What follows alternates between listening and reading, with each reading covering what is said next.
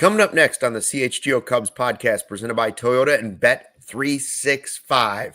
Just not enough offense out in San Francisco against Justin Verlander. The Cubs lose ground again to the Brewers as Milwaukee walks one off at home. And the 2026 schedule is out. CHGO Cubs late night, early morning next.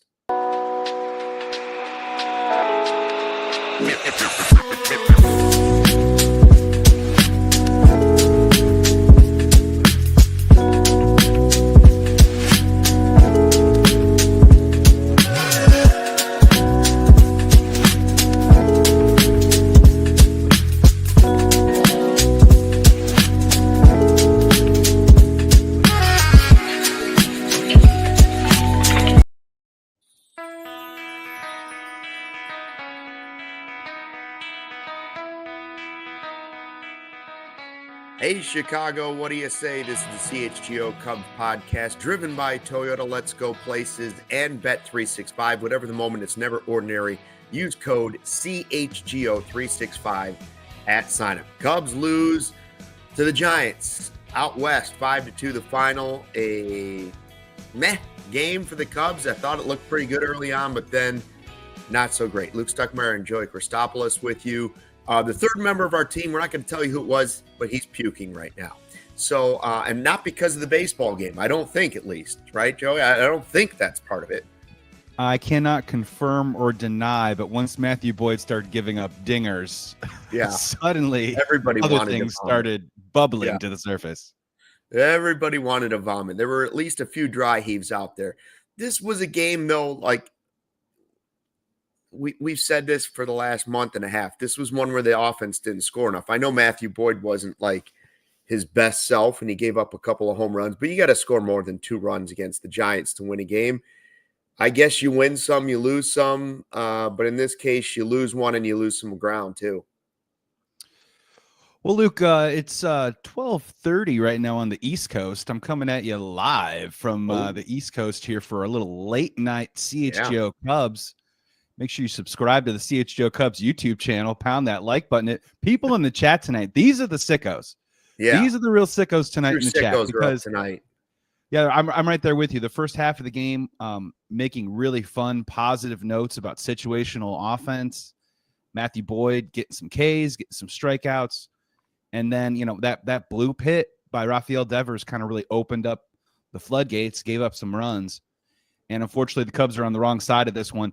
It's going to be a long podcast tonight, Luke. So I think I got enough time here to kind of go off the board here really quick. You know what that feeling? You know that feeling really quick when you haven't seen a team in a while, like the San Francisco Giants, and you go out to that beautiful ballpark and you're ready to see those Will Clark jerseys. What the hell is going on in San Francisco? What the hell is going on? A third of the stadium. Everybody's just going to say I'm old, but those were terrible. A third of the stadium is full, and they're wearing these weird arcade sophomoric City Connect jerseys. I was so psyched just to see that burnt orange and those white jerseys go up against our Cubs tonight. And unfortunately, Justin Verlander and them and those ugly jerseys got the better hand of us tonight. What a disgrace that Verlander had to wear that jersey. I mean, listen, I don't usually get into the whole uniform thing. Those looked like USFL uniforms. That's how far back you go. I mean, it looked like the Blitz was playing for Chicago. I mean, it was bad, real bad. Like, do they have to get a new uniform for every team all the time? Like, at least the Cubs have done pretty good ones, and I feel like the White Sox have been pretty good too, except for I didn't love their red and black this year. But this looked like this was so corny. It looked like they should be playing the Savannah Bananas. Their jerseys are so iconic. The logo is truly iconic. And when Justin Verlander like names all the reasons why he'll probably retire at the end of the season, I think that jersey is going to be on the list. Because I'm with you. It looked like he was playing some sort of like futuristic Blade Runner game of some kind. I'm deflecting away from a Cubs offense that completely turned the lights out on themselves halfway in the second half of the game. But I just had to get that out of the way. I was excited to watch some San Francisco Giant uniform baseball on the West Coast, and I got that in an empty stadium. Something ain't right out there. It's not right. No, it was brutal. And hey, before we go any further, do want to tell people about the Die Hard deal right now, because we got this Die Hard deal. We got some new merch they just dropped with the Bears season coming up and hopefully the Cubs playoffs. But the key is now they've got tiers to this. The base tier for a Die Hard deal right now, limited time offers $59 to join. Normally it's $70. Now we have this new tailgate tier going, $89 limited time, but that also gets you, in addition to the free t-shirt and all the other perks that come along with being a diehard and access to all of Adam Johns and everybody else that writes for us, it also gets you 2 free tailgate passes to one of our Bears tailgates this season. So a ticket for you to get in free to the tailgate and for a friend. And current diehards can upgrade to that tailgate tier at a prorated deal. So pretty great deal. Still think there's Cubs playoffs coming, despite the fact that they're now 6.5 back of the Brewers, who walked it off. And, my biggest takeaway from this game is simply that Seiya continues to struggle. And we've seen signs of life for some guys, and Tucker's looked a little bit better, right? And PCA had some plays, and even Dansby made some plays. Hap had a double. Like, stuff was happening, but Seiya's still struggling. And for the life of me, even though he struck out to end the game, I can't figure out why Counsell won't just sit Seiya for like 3 days. It worked last year when they sat him and then he came out of it. Why not do what you just did with Tucker? Give Casey like 3 or 4 more starts. I'm not worried about this call up for Casey and now his lack of playing time now that Stucker's back. I'm not worried about this stunting his growth as a baseball player, because we're so late in the season, it doesn't matter at AAA and yada, yada, yada. I'm not worried about a month of baseball, him not playing too much, stunting his growth.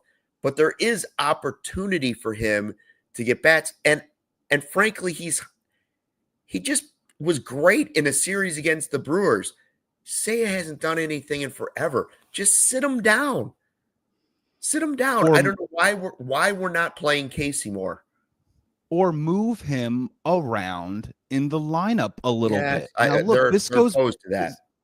This goes back to Craig Counsell saying, I want to play my best players. And Luke, I'm so happy that you're bringing this up, because we are on the exact same page. At the All-Star break, Seiya Suzuki had 77 RBIs. In 72 games, though, his past 72 games, 269 at-bats, Seiya Suzuki is hitting .219 with an OPS of .699. Major league average for a major league hitter is .720. He is a below-average player, and this isn't even, as Cubs fans now, Kyle Tucker gets a single tonight, has a great weekend against the Angels. The eye of Sauron of Cubs fans is now fixed, in my opinion, over to Seiya Suzuki, because he's now the next player that we have to fix. 35 games since the All-Star break, hitting 181, only 10 RBIs in that span, only 6 RBIs in August, a 278 slug. Luke, if I told you at the All-Star break with 77 RBIs for Seiya, if I put it to you right now as the over-under for RBIs this season at 102.5, he's at 87 right now. Are you buying the over, or are you buying the under on Seiya Suzuki in 102.5 RBIs?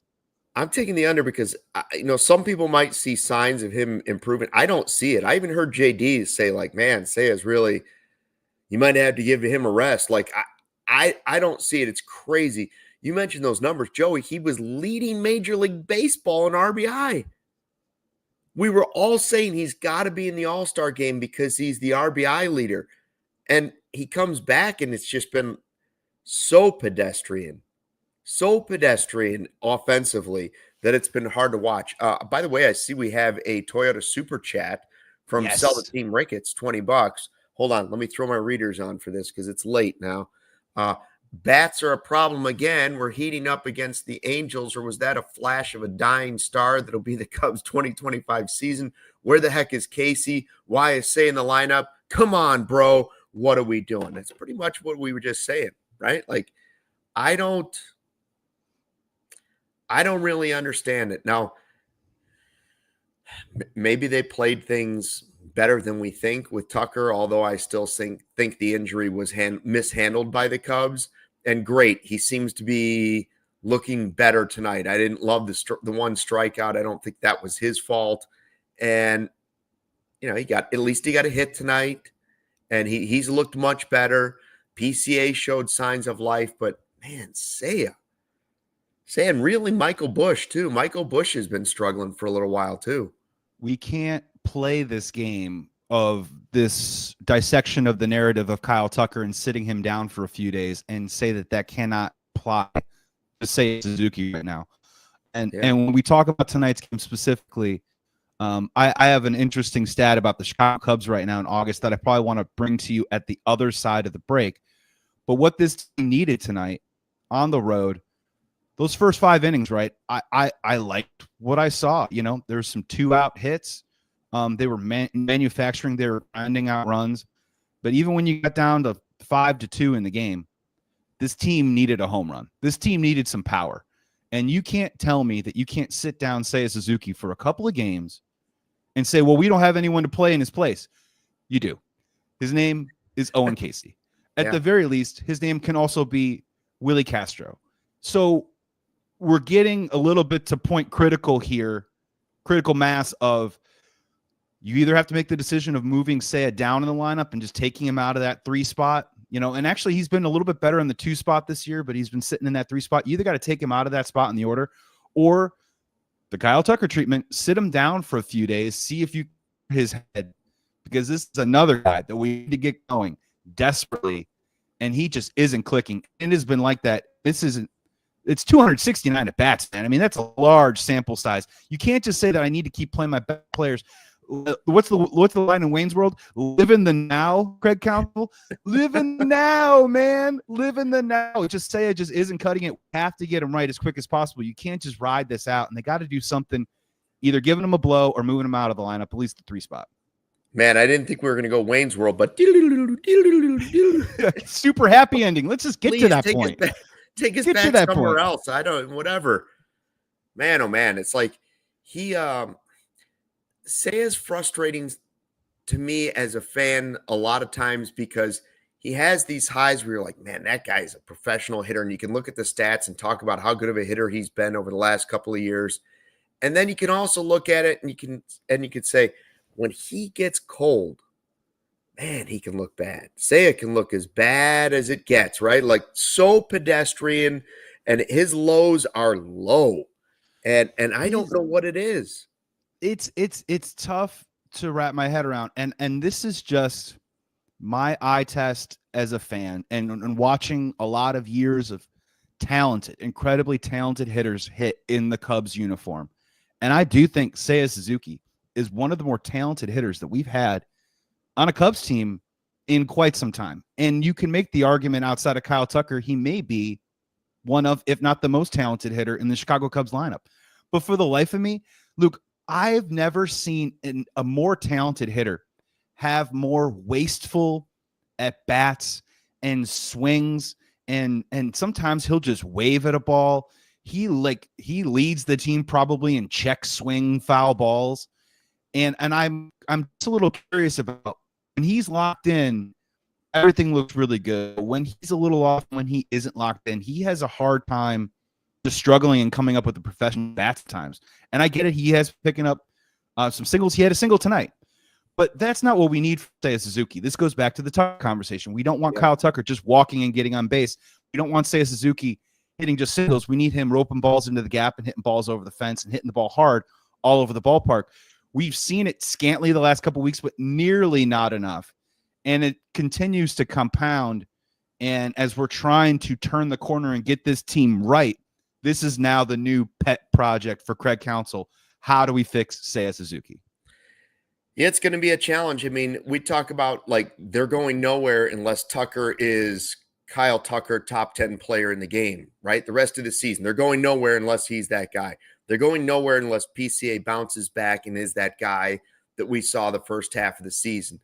They're going nowhere if Seiya doesn't bounce back. Like he's right in that list of just as important. So we'll get to more. What do you think about Seiya in the live YouTube chat? Let us know. We'll get to your comments in a second. But first, a quick word from our sponsors here at CHGO.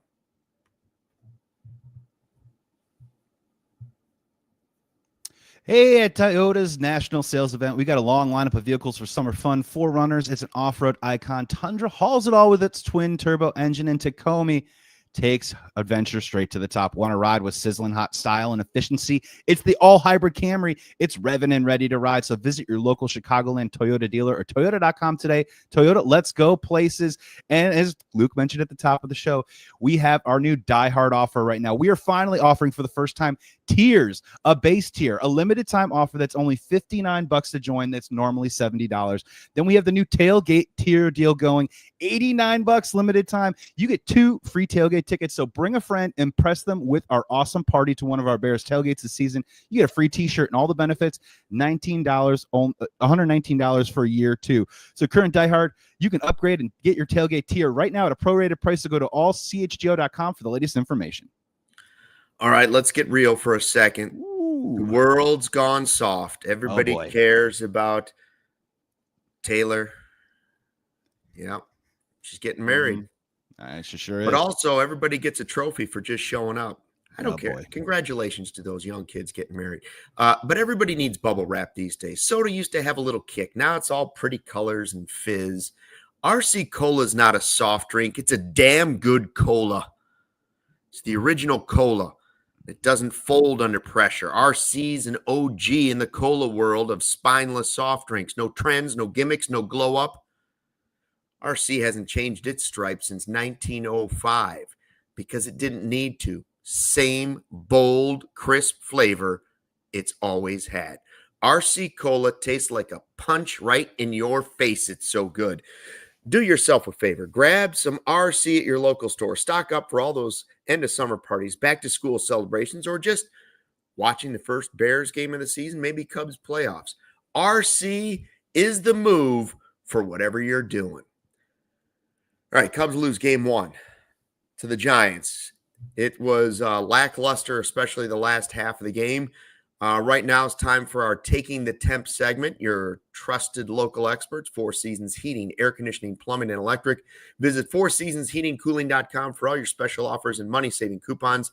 That's fourseasonsheatingcooling.com. Here's what I want to get to, Joey. Not only was the Cubs offense lacking, but they were lacking against a guy who I believe entered the game 1-10 with an ERA of like 4.5. Okay. Justin Verlander is not the Justin Verlander of old. This probably is it, right? Like he's winding down his career. He and Kate Upton are just going to ride off into the sunset and enjoy their lives. Pretty good for him. 6 innings, 2 runs. They couldn't find it against this guy. And guys were striking out against him. Was like, he doesn't strike guys out anymore. But I ask you this, if you're taking the temp on Justin Verlander, is he the best pitcher of the last 20 years? Like, just for that stretch. I'm not saying in the last 20 years is he the best pitcher, because some other guys were on the back ends of their career and would have snuck into that. But if you're looking at like a 20-year stretch right now, so 2005 to 2025, is Verlander the best? So you've had some great runs from pitchers during that time. Yohan Santana comes to mind.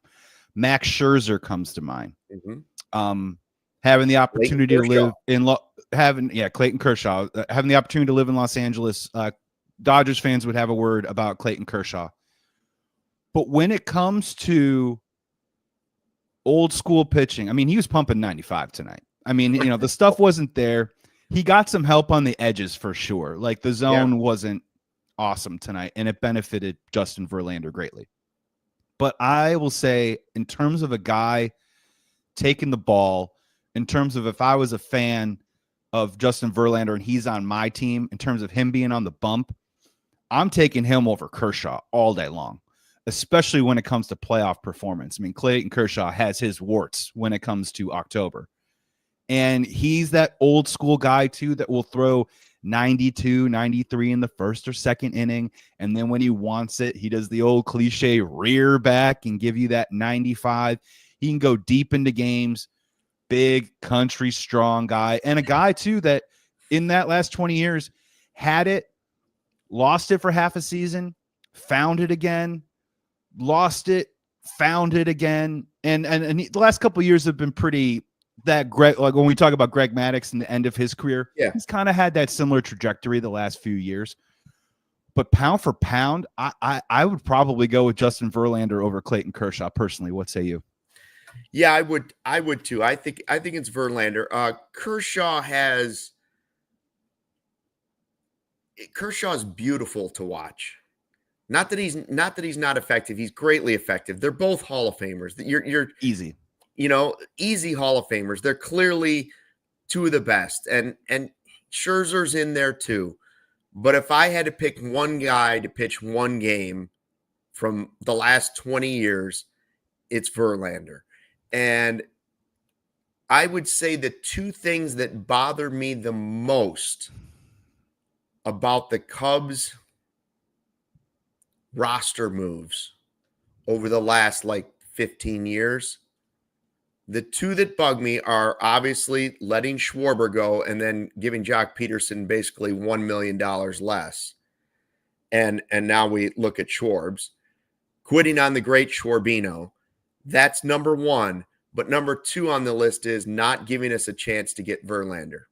The guy thought he was coming here, wanted to come here, waited until the final second to come here. And I think you're looking at a different path for the Cubs if Verlander is here. He's that good. He's that much of just an anchor on your rotation. And so he holds everything down, right?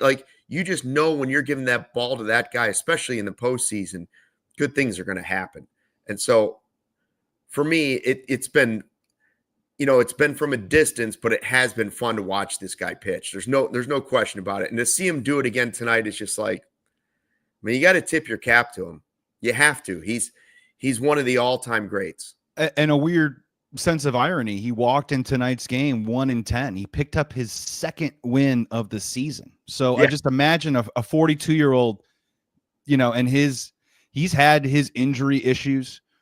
And for him to probably go through what he needs to go through every fifth day to get his body ready to go out there and throw the 80, 90, 95 pitches every single week, to have that kind of record and pitch probably for the kind of mediocre season that the San Francisco Giants have had, I think that also speaks to why I would pick Justin Verlander, right? He doesn't care. He was battling out there.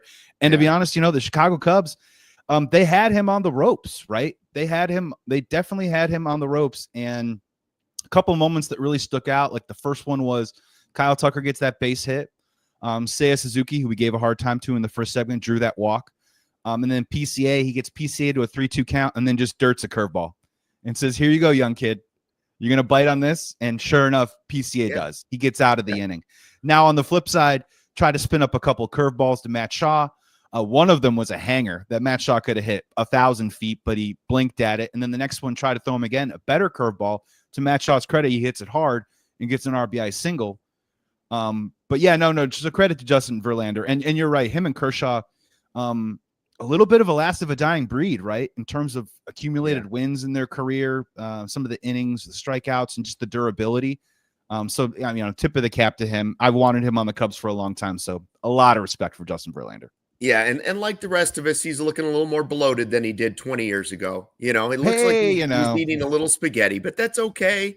He likes the spaghetti dinner. That's okay. We don't judge on this show. I ate 7 donuts the other day just to try and get the Cubs out of this. Any weight is good weight, right? When you're rocking back and then propelling a ball forward. Yeah.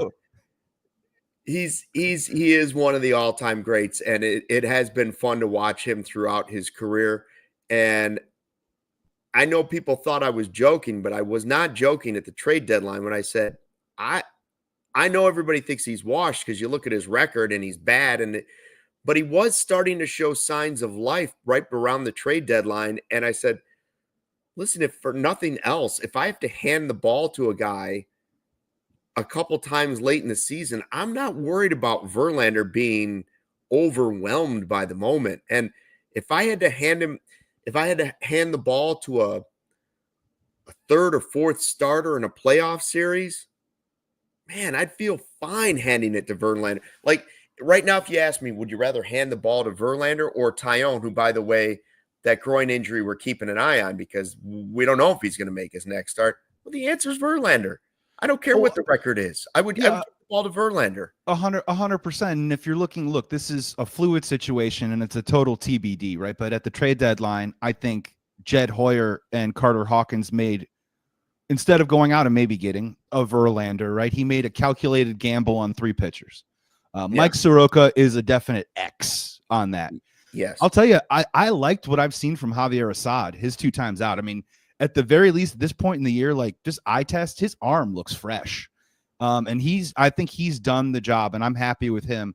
And as you said, Taillon now dealing with groin tightness, coming back from a calf strain. Hopefully he comes back healthy. Hopefully he can pitch and be productive for us the rest of the way. But again, lower half injuries for a veteran pitcher. Now it's 2 of them. I'm worried that maybe it's stacking up. I hope that it isn't. But again, that sits a little bit at a 1 for 3 in terms of the pitching gambles that Jed Hoyer and Carter Hawkins decided to do instead of maybe rolling the dice on a Justin Verlander, a Charlie Morton, more of a veteran type pitcher. Speaking of pitchers, Matthew Boyd didn't have his best stuff. You know, he had a bunch of walks tonight. I don't think the 5 earned runs are totally reflective of the way he pitched, though. I don't think it was that bad. He made a couple of mistakes.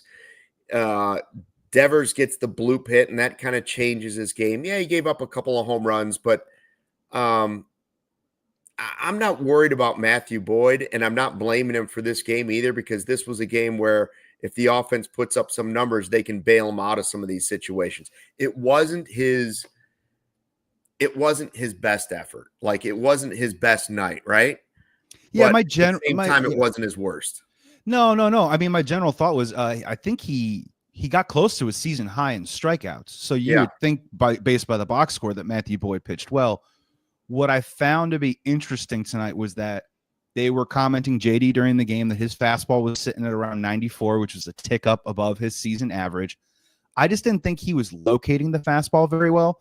And I started to notice in that 4th inning, I think he started off the first 2 hitters with curveballs that he landed for strikes. But that at the time seemed like, oh, wow, Matthew Boyd really kind of like turning it on him a little bit. But maybe that was also him not trusting the command of his fastball. And he was getting swing and miss with the changeup. He wasn't getting swing and miss with the fastball. And if he wasn't locating the fastball, eventually they were able to time up that changeup. So it wasn't the best Matthew Boyd that you're going to see. He was battling a little bit out there. He was getting some swing and miss. I'm not ringing any alarm bells by any stretch of the imagination. That bloop by Rafael Devers kind of broke everything open a little bit, gave up that home run the following inning. I guess you could ponder whether they should have pulled him after that 5th inning, but I think he was only at low 80s in this pitch count. Mm-hmm. We're on the road. It's August. He's your team leader in wins right now. So I'm not going to rail against Craig Counsell for that either. Again, though, this comes back to the Cubs offense. And while they were able to grind out a few runs, they really needed that big hit tonight. And I get it. It's spacious, Pac Bell Park. So maybe it's hard to hit the ball out, but the Giants didn't seem to have too much of a problem doing that tonight. And that just really became the story of the night, was that the Cubs needed to put a little power, put a little juice in some moments, and they were just unable to do that. Yeah, Marcus in the live YouTube chat says Boyd is looking a little tired. Maybe. I mean, it's something that the Cubs do have to keep an eye on, right? But they also are in a position that they really can't do much about it, especially with Taillon being injured and not having added a legitimate starter to the rotation at the trade deadline. Like, this is who they have. And I know he's had a lot of injuries, but you're going to have to pitch him. I know you're going to have to be careful, but just like Cade Horton, I don't know what the alternative is, right? Like, these are your horses. No, these are your horses. Time to go. I'm not saying push him to 120 pitches, but no, I mean, Matthew Boyd's gotten you here this far. That's fine if you feel like that, because maybe the result isn't what you wanted. I just personally, he didn't seem very tired. His fastball was sitting at 94. So he seemed okay to me. He looked frustrated is what he looked at. He did a lot of biting his glove tonight, which was reminded me of Ted Lilly slamming his glove down in the playoffs, but we'll get to that in a minute. And also, what do you think of Rafael Devers? That's what I want to ask you in the live YouTube chat. Give me your comments on Devers. What do you think of this Giants player? Let me know. But first, a word from our sponsors. Hey, Cubs fans, whatever the sport, the app to bet is Circa Sports Illinois. Circa Sports, it's sports betting the way it should be. Circa Sports Illinois has high betting limits, low holds, and exceptional customer service.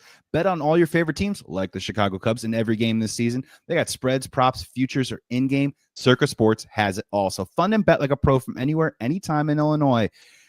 What could it be? Do you like the Chicago Cubs to win the division? Do you like the Chicago Cubs to make the playoffs? Or maybe go even a little bit farther? Do they have a bet for Seiya Suzuki over 102 RBIs? Find out for yourself. Download your new bookie today at circusports.com. Must be 21 or older. Gambling problem? Call 1-800-GAMBLER. By the way, Cade Horton, starting to look like the favorite for Rookie of the Year. Monarch heard Money. Those odds came out. That's right. Feel organized and confident in your finances with Monarch Money, an all-in-one personal finance tool. Right now, just for our listeners, Monarch is offering 50% off your first year. Monarch is built for people with busy lives. If you've been putting off organizing your finances, Monarch Money is for you. Monarch does all the heavy lifting. They link your accounts in minutes, smart categorizing of your spending, and real control over your money. That's right. If you're not on top of your money, you could be missing out on chances to save more, invest smarter, or hit your financial goals faster. Don't let financial opportunities slip through the cracks. Use code CHGO at monarchmoney.com in your browser for half off your first year. That's 50% off your first year at monarchmoney.com with code CHGO. They tell me, finances, one of the things that can just ruin relationships. Monarch Money might save your relationship. That's a tip for, of course, Taylor and Travis. TNT. Married. They might want to get some, I know they worry about finances quite a bit. So are they saving enough, though, is what I want to know. I hope they're enough away. I hope they're making appropriate investments. That's what I hope so too as well. Congratulations. Boy, the internet really unloaded with that today, huh? That was a big deal. Set ablaze, Luke. It was a shockwave. I know. I don't understand why people care, but okay. Like, for instance, when Carmen Electra and Dennis Rodman got married, I didn't go crazy. America's previous royal couple? Is that what you're saying? Isn't that sort of similar? What about Verlander and Upton? When they got married, did you go all hog wild about stuff? I don't know, whatever. Congratulations to them. They seem like wonderful people. Yeah, they do. They're both successful.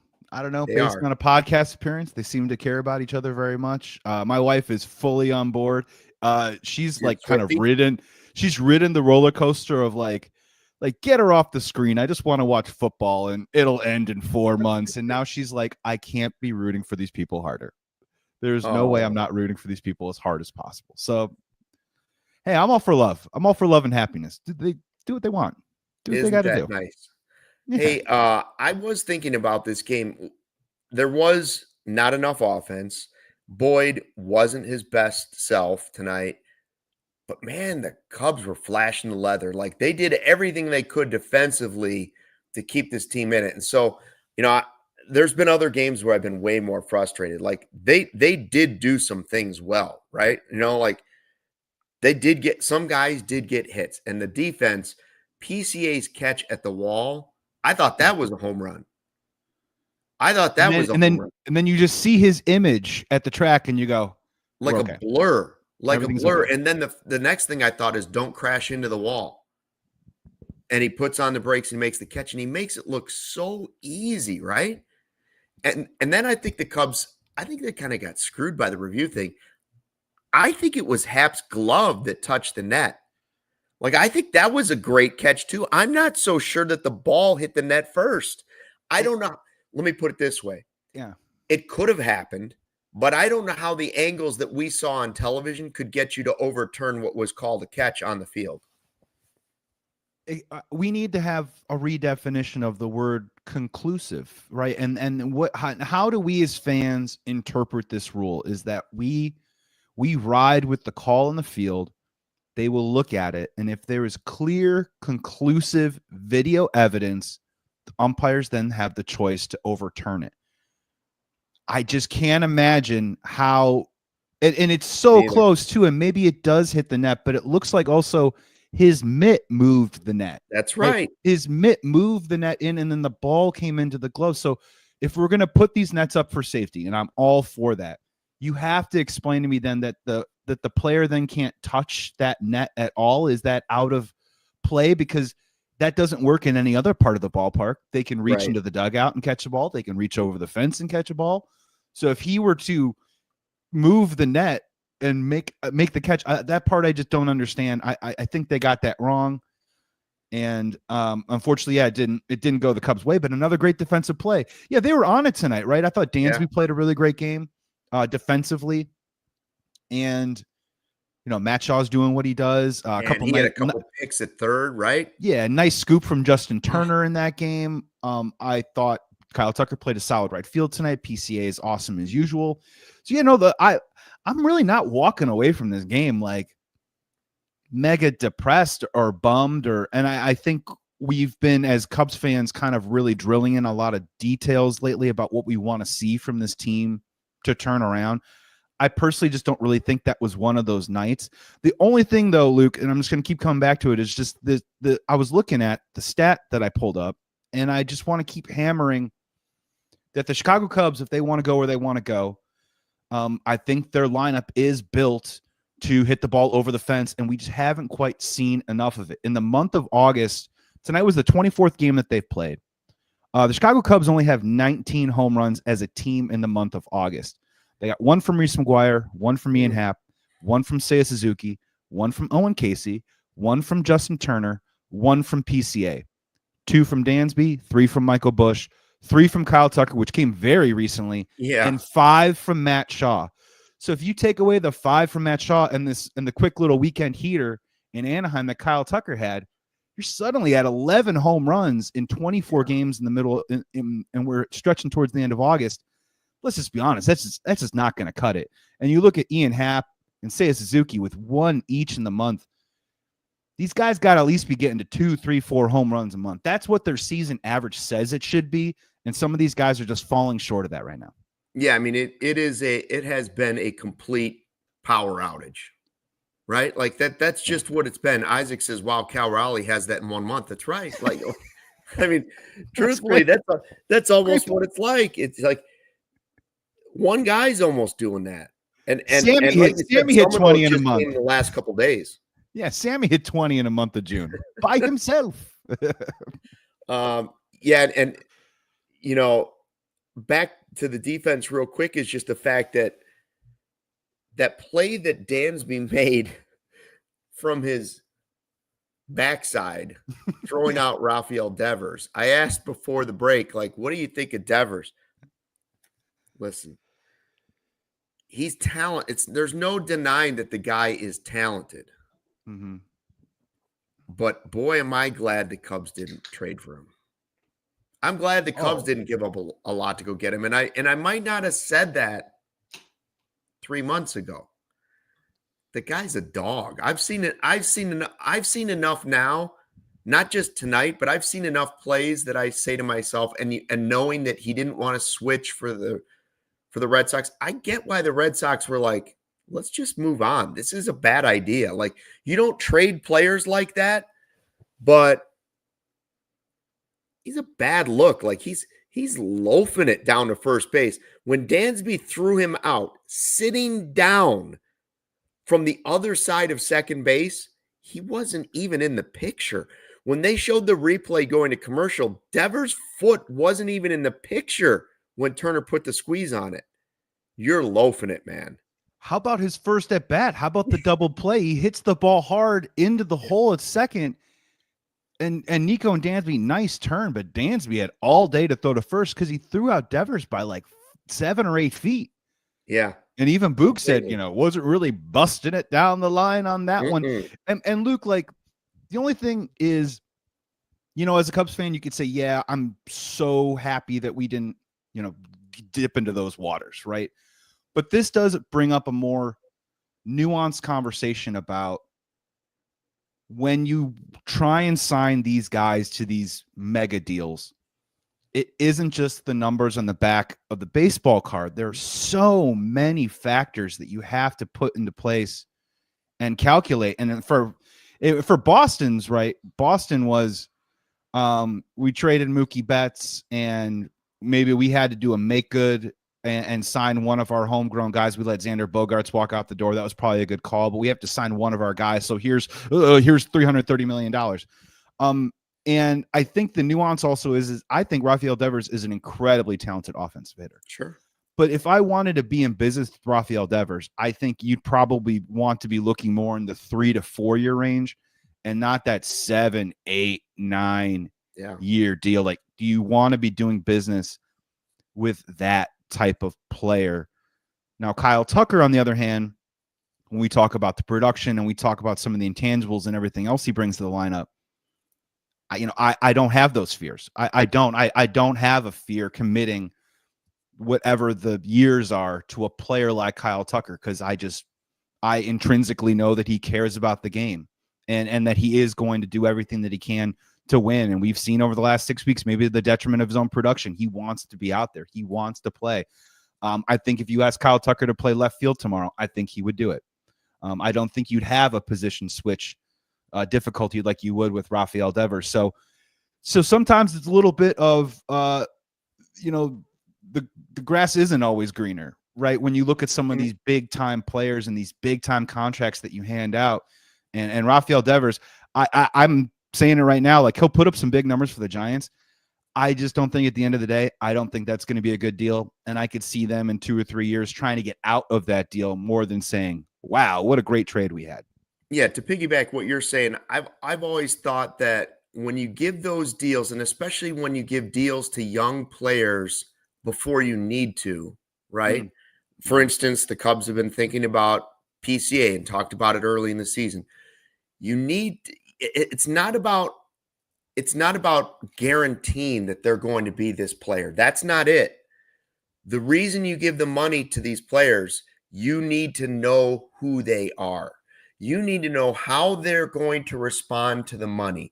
You need to know whether they love the game. You need to know if they're going to continue to work. So those are the things you have to think about when you're giving out big deals. The White Sox did it with Eloy. They did it with Moncada. Lots of guys that they regret, and they turned out to be loafers. Devers has tons of talent, and he's better than any of those guys the White Sox had.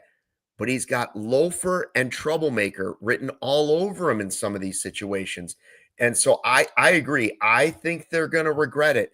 I don't have those concerns with Tucker, but I do think it's one of the, while we all worried about Tucker being a rental, and he may end up being that anyways, but we'll see.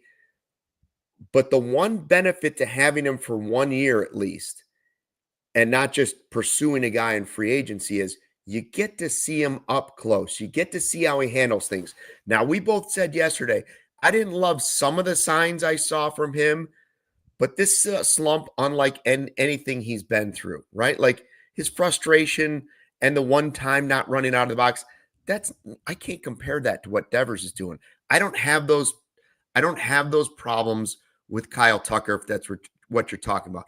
I don't have those problems if you want to give a lot of money to PCA, even though he's only shown you like one full season of really good baseball, right? You got to know who the guy is, and you got to know how they're going to react to money. I don't think either one of those players, PCA or Tucker, is someone you need to worry about that stuff with. 100%. De La Cruz, I liked his comment in here that Devers has been worse than Machado. I mean, by a mile.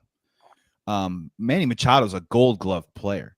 Manny Machado, if you want to look at contracts and you want to say to yourself, you're going to sign Kyle Tucker to a deal, you hope that he puts up the type of numbers that Manny Machado has put up. Playing Gold Glove defense at third base. And honestly, too, really quick, I know it doesn't mean much about wins and losses, but Manny Machado's been a fantastic member of the community for San Diego now for several years. Like, he is a great ambassador for San Diego Padres baseball. So these big deals and these big money deals, they scare you. And just because a guy can rake a little bit that sometimes isn't the whole part of the equation when you want to hand out some type of money.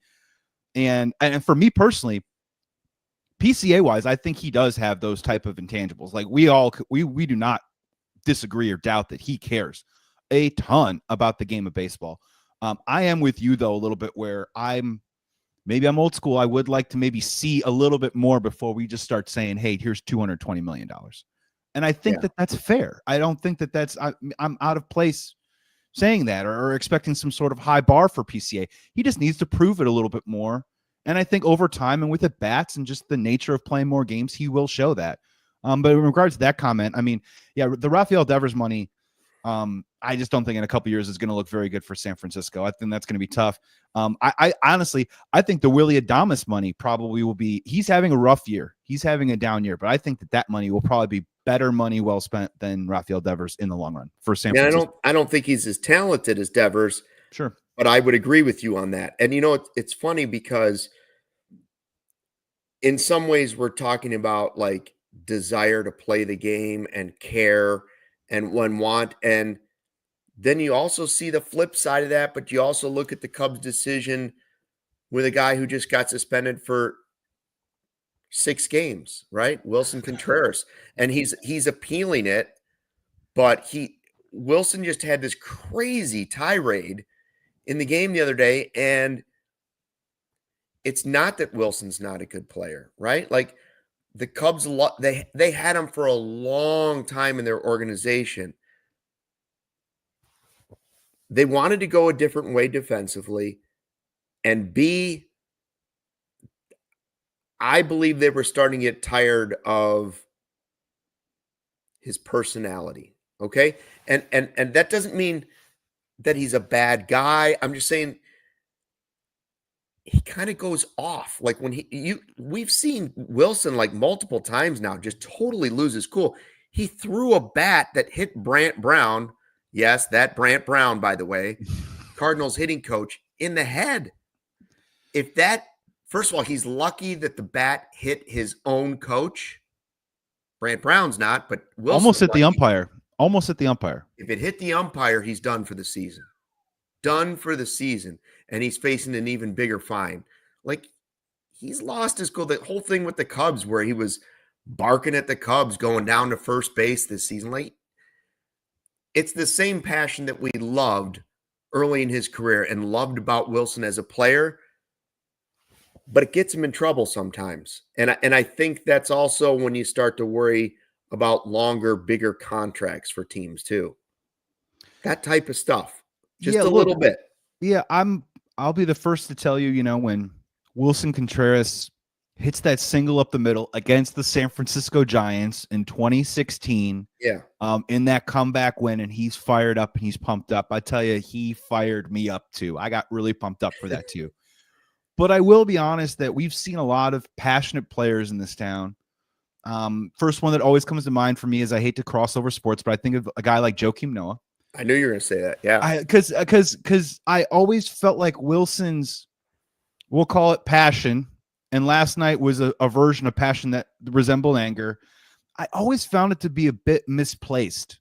It never seemed to fit the moment at hand.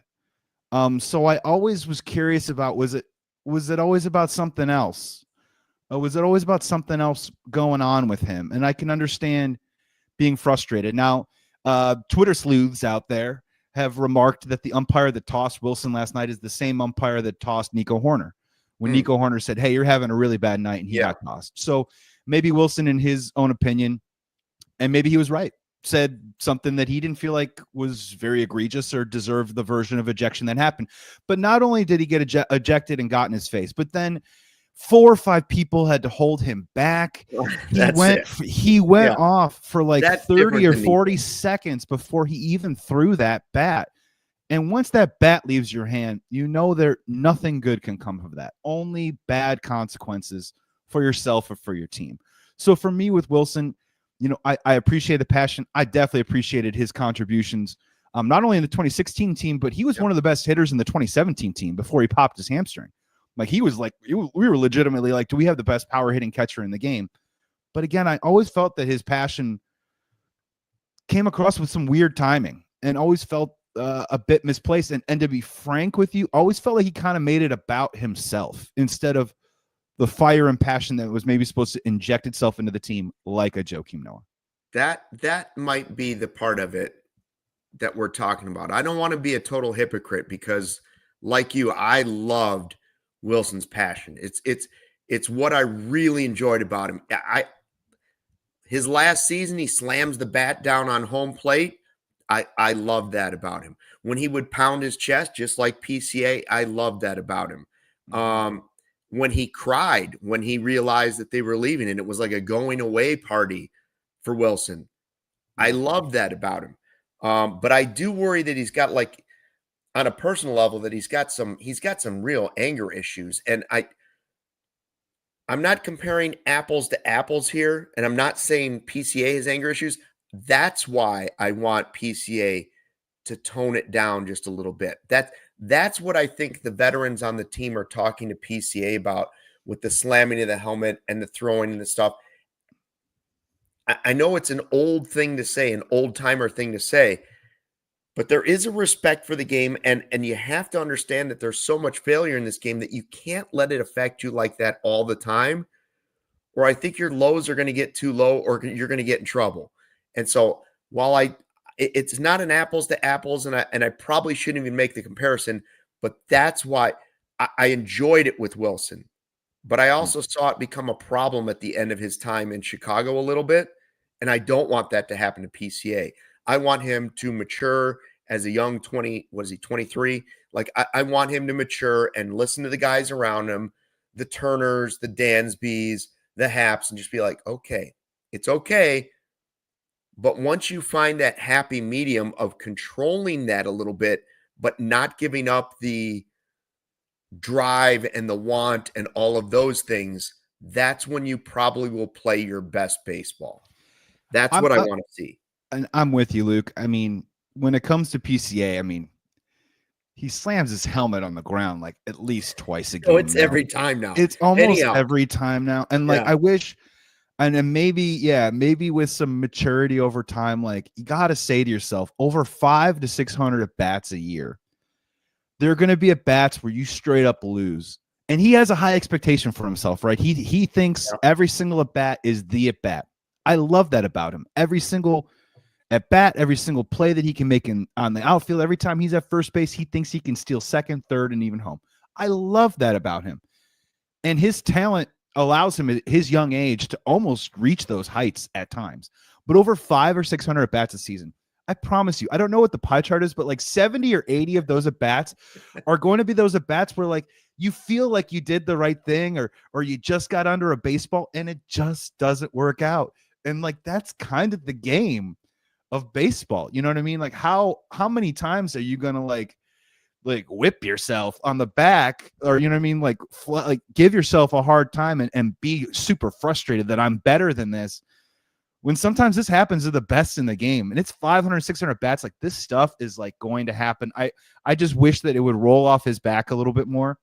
And I also wish that he would channel some of that into a focus in later at bats, instead of maybe a perception that it might be building on him as the game goes along. Who's on your all-time former Cubs rage list? For Big me, Z, the captain. list starts with Big Z at the top.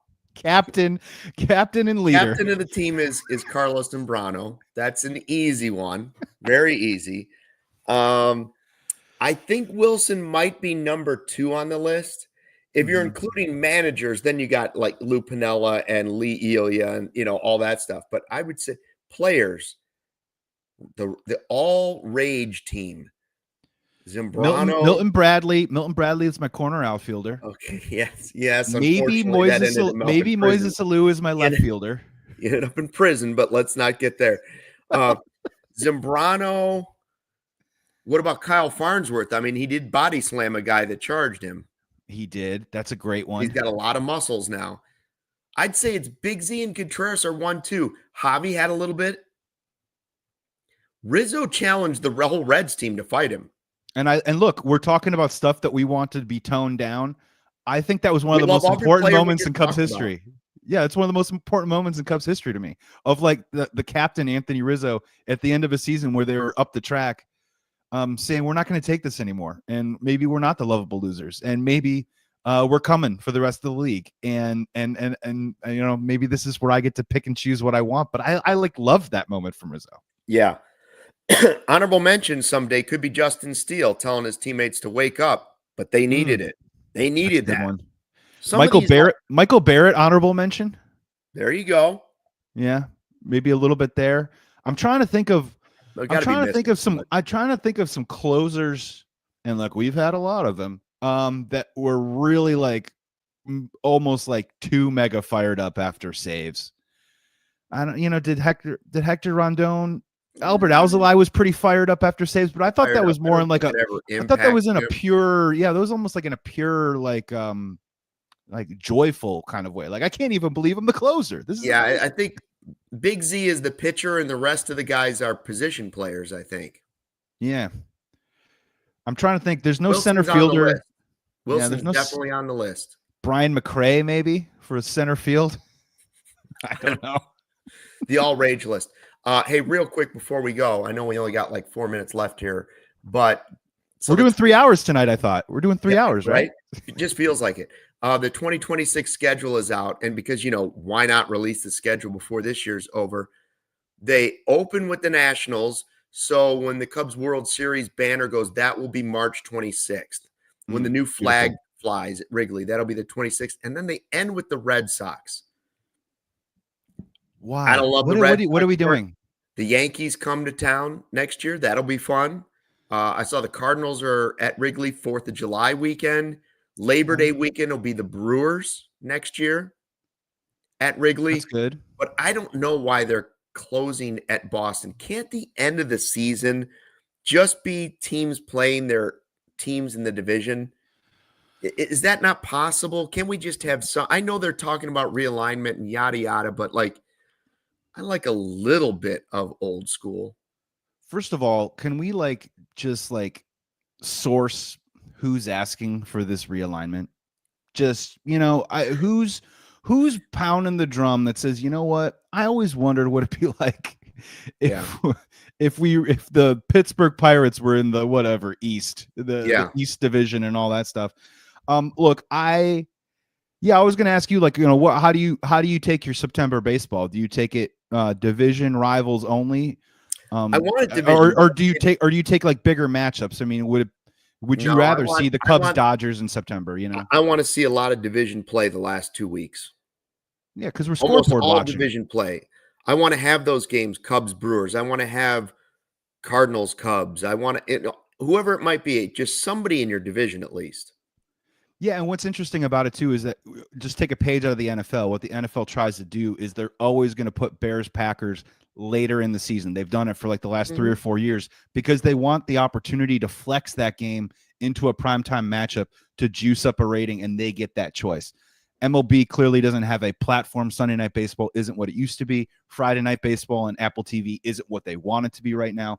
But is there a way where baseball can get back to that, where if they had a primetime platform, they could say to themselves, this game means something. I can't imagine the Red Sox and the Cubs being that type of matchup that if that platform existed, they would flex into a primetime slot. Yeah. I also think baseball still just doesn't have figured out. I know that they will screw up the realignment if that's what they do. That'll be a mistake. Do that.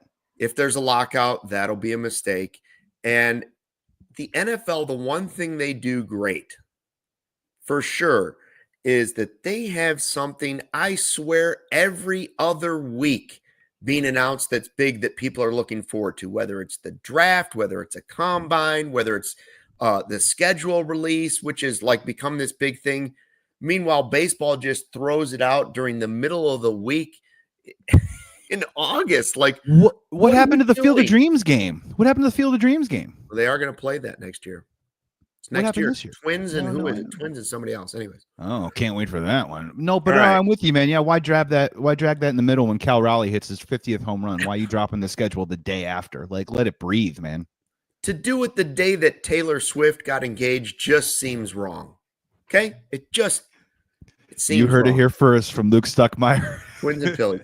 Thanks for checking out the CHGO Cubs podcast. We're back tomorrow after the game, late night as well. Thanks to Joey for staying up late. Hope the other guy that's vomiting feels better. Until then, don't forget, fly the W. We all silly like the mayor.